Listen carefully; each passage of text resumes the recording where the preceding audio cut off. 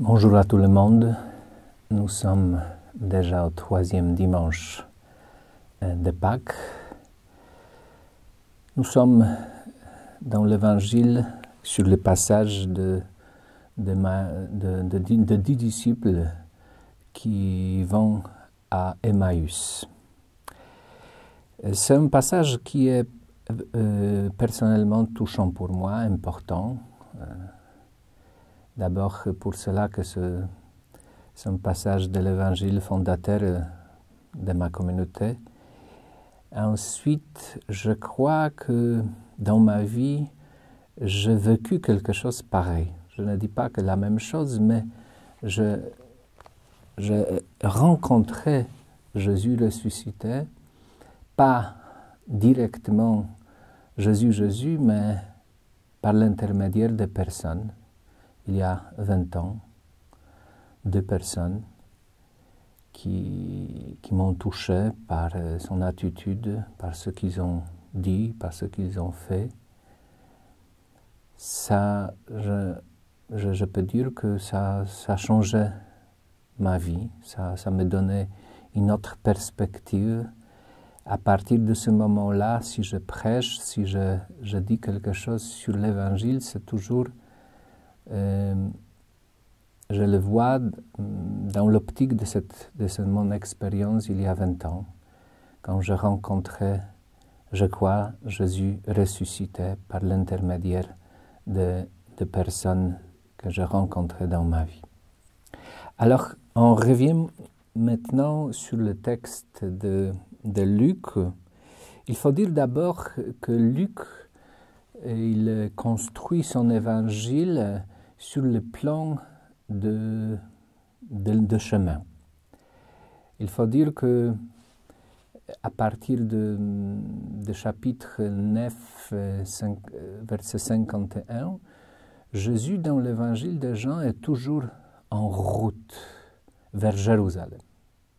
Donc ça se voit, c'est une construction parce que c'est peu probable que Jésus est toujours en route vers Jérusalem, qu'il était réellement, probablement, plusieurs fois à Jérusalem. Mais dans l'évangile de Luc, il est toujours en route vers Jérusalem. À mon avis, c'est important. Symboliquement, Luc, il veut nous dire que celui qui suit Jésus-Christ, il est aussi en chemin vers Jérusalem, c'est-à-dire vers Dieu. Et celui qui nous précède, c'est Jésus, et qu'il va vers Jérusalem, vers Dieu. Alors, nous voyons dans l'évangile de Luc ce mouvement vers Jérusalem. Et dans ce chapitre 24, après la résurrection, 2 disciples, c'est intéressant qu'il y a 2 disciples, l'un c'était Cléophas et l'autre, on ne sait pas. Il y a plusieurs hypothèses, probablement c'est peut-être quelqu'un anonyme. L'autre hypothèse dit que peut-être c'était une femme que Luc n'a pas nommée. Encore l'autre hypothèse que probablement ça peut être chacun de nous. Parce que ce passage c'est un peu catéchétique. On peut dire que c'est une catéchèse sur l'Eucharistie que Luc il nous fait dans ce passage. Alors, 2 disciples, ça c'est important de remarquer, sont dans l'autre direction, pas vers la direction de Jérusalem, mais ils vont dans la direction contraire, c'est-à-dire ils fuient Jérusalem. Ça c'est très important, c'est-à-dire parce que symboliquement, de cette façon, les 2 disciples d'Emmaüs, ce sont 2 disciples qui ont perdu l'espérance. Même dans le texte, il y a explicité, on dit, nous espérions, mais dans le texte grec, nous avons espéré. Ils ont perdu l'espérance que c'était lui qu'il allait délivrer Israël. Alors, ils ont perdu l'espérance et ils sont en fuite de Dieu. À mon avis, c'est très important. Pourquoi? Parce que je crois que l'un des plus grands péchés dans notre vie, c'est de perdre l'espérance. Pas l'espérance quotidienne, parce qu'on a toujours une espérance que ça ira demain, le soleil se lèvera, l'épidémie s'arrêtera. Ce sont des espérances, on peut dire, normales, quotidiennes. Mais il s'agit de l'espérance plus profonde qu'il y a l'amour. Il y a l'amour profond, que je suis aimé, que Dieu m'a pardonné. Ça, c'est l'espérance profonde qu'on a parfois, à mon avis, très souvent, on a perdu dans notre vie. Alors, si on perd cette espérance, justement, plus ou moins consciemment, nous sommes en fuite de Dieu. Dieu n'est plus, on peut dire, une personne vivante dans ma vie. On est en fuite. Et qu'est-ce qui se passe dans ce passage? Jésus, il s'approche. Mais il s'approche comme un pèlerin que les disciples ne reconnaissent pas. Donc, il est avec eux et il marche avec eux dans la direction contraire de Jérusalem. Il l'accompagne, malgré qu'ils vont dans la direction au contraire. C'est très, très important que Jésus, il est avec nous, même si nous fuyons Dieu, il est avec nous, il nous accompagne. Alors, après, on a dans ce texte, quand Jésus il reste avec eux, il fait la bénédiction, fraction du pain. La fraction du pain, ça c'est important. Vous savez qu'ils ont reconnu Jésus par la fraction du pain. Donc on voit aussi que Luc, il s'est trahi, qu'il s'agit d'une catéchèse aussi parce que la fraction du pain, c'est la plus ancienne nomination de l'Eucharistie. Ils ont reconnu Jésus dans l'Eucharistie. Et il a disparu à leur regard. Pourquoi? Parce qu'il n'est pas en extérieur, mais il est dedans. Et quand Jésus il disparut à leur regard, qu'est-ce qui se passe? Ils se dirent l'un à l'autre. Notre cœur n'est-il pas brûlant en nous tandis qu'il nous parlait? Notre cœur n'est-il pas brûlant? Luc il utilise cette expression cardio-kaiomene, le cœur brûlant. C'est un signe que Jésus ressuscité m'a touché. Il ne s'agit pas de sentiments, parce que les sentiments, ils viennent, ils partent. Mais il s'agit de ce mouvement du cœur que nous sommes touchés. Ça arrive, je pense, 1, 2, 3 fois, peut-être pas plus, dans notre vie, que notre cœur est vraiment touché par quelqu'un, par Dieu seul, par ce qui se passe. Et ça, on peut dire, au fond, notre existence, le cœur dans la Bible, le cœur, c'est le fond de l'existence. Nous sommes touchés au fond de notre existence et jusqu'à ce point-là que ça change notre vie. Et qu'est-ce qui se passe après? À l'instant même, ils se levèrent et retournèrent à Jérusalem. C'est très intéressant que Luc il utilise à ce moment pour exprimer qu'ils se sont levés un mot qu'il utilise aussi pour décrire la résurrection de Jésus-Christ.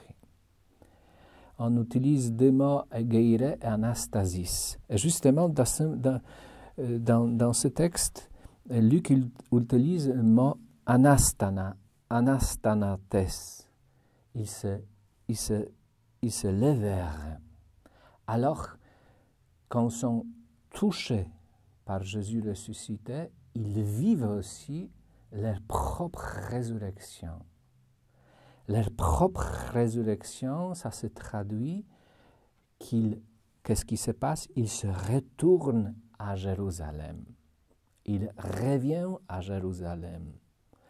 Et c'est aussi, c'est intéressant que Luc il utilise aussi à ce moment un mot hepestrophen, qui vient de mot épistrophé.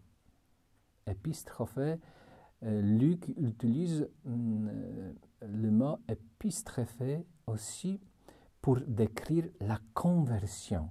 Dans l'évangile de Luc, il y a deux mots qui décrivent la conversion. Le métanoïté et épistrophé. Métanoïté, c'est plutôt un changement de mentalité, changer de cœur. Et épistrophé, c'est changer la direction, changer le cap. Justement, les deux disciples d'Emmaüs, ils vivent leur résurrection. Pourquoi? Parce qu'ils sont touchés au fond de leur existence par Dieu, par Jésus ressuscité, et ils vivent leur conversion. Ils reviennent à Jérusalem, à Dieu. Ils reviennent, ils vivent leur conversion. C'est très intéressant. Vous savez, d'abord, ils sont en fuite, ils vont dans le sens contraire à Dieu, ils fuient Dieu. Après, ils rencontrent sur la route Jésus, il y a une pause, ils discutent, ils sont autour de l'Eucharistie, c'est une pause, et après, ils reviennent à Jérusalem.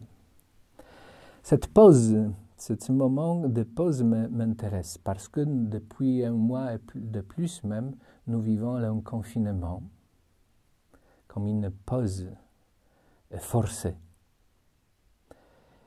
Comme une pause forcée. Vous savez, je lis, peut-être vous avez lu aussi, de sismologues, de géologues, ils disent qu'à partir du début de confinement, la Terre, la planète, s'arrêtait d'une certaine manière, c'est-à-dire il y a jusqu'à 50% moins de bruit. Il y a un silence. Il y a un silence qui, moi, je le vois aussi symboliquement. Peut-être c'est un silence qui nous prépare. Un silence parfois agréable, parfois désagréable, mais le silence qui nous oblige, comme je vous ai dit plusieurs fois, à descendre au fond de notre existence, au fond de notre cœur. Et peut-être c'est une préparation à une conversion de nous tous, à une conversion. Beaucoup de gens disent qu'après le confinement, le monde ne sera pas le même. Bien sûr, au niveau économique, au niveau plusieurs niveaux. Mais peut-être il y a aussi cette dimension spirituelle. Le monde, peut-être, ne serait pas le même au niveau spirituel. Peut-être c'est aussi une préparation à notre conversion. Peut-être dans le silence, au fond de notre existence, nous vivons cette pause forcée pour se préparer à cette conversion profonde, de vivre épistrophé, de retournement, de revenir à Dieu. Peut-être, on ne sait pas.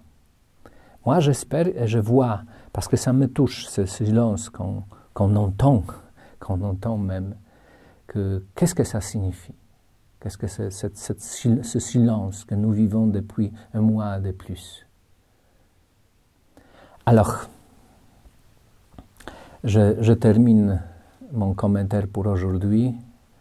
Je vous souhaite bon dimanche, toujours la résurrection de Jésus-Christ pour que nous puissions vivre notre résurrection, pour que nous puissions se préparer à notre propre conversion, cette conversion qui se passe, qui débute dans notre cœur. Je vous encourage, comme d'habitude, de se réunir autour de chapelet chaque soirée à 21h. Merci. Au revoir.